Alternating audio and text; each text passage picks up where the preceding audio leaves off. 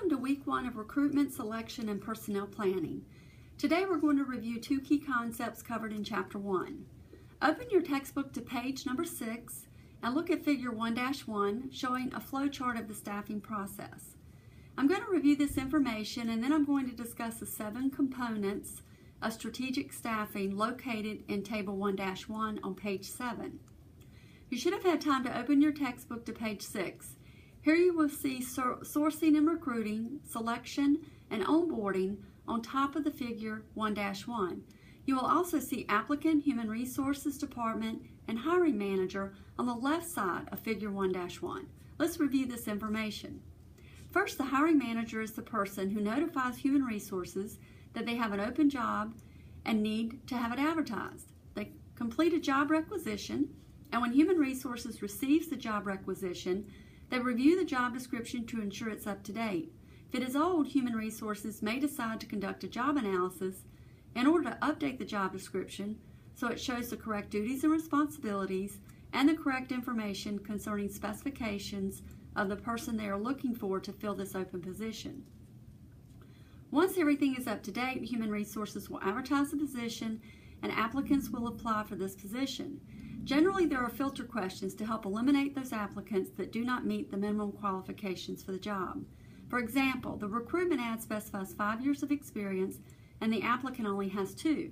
Then when the question appears and the applicant answers it truthfully, the applicant receives a message thanking them for their interest and letting them know that they do not meet the minimum requirements to apply for the job. Only the applicants that meet the minimum qualifications move to the next level and may have to take a test or be interviewed or both. Human Resources generally oversees this process to ensure procedural fairness to all applicants. This means they all receive the same treatment and conditions for testing and interviewing. The hiring manager usually conducts the interviews and decides on the finalists.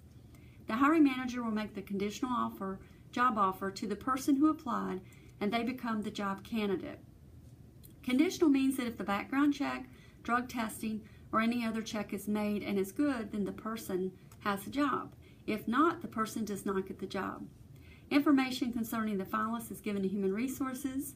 They conduct or have a third party conduct the background check, drug test, and other checks required. North Carolina state law requires that all previous employment be checked to ensure information listed on the application is correct. If everything is good, then either Human Resources or the hiring manager informs the candidate that they have a job and they provide information on pay, benefits, etc. The job candidate has to accept the offer, usually verbally, and then by signing off on a contract or other means to show acceptance. The last step is onboarding, which may include orientation or other means to socialize the new employee into the organizational culture. Let's look at page 7. I really want you just to read through the 7 components of strategic staffing and tie them to the information we discussed. They include workforce planning, or the demand, referred to as open positions, and the labor supply, referred to as people. Labor supply or people are found by sourcing talent either by looking inside the organization or outside the organization.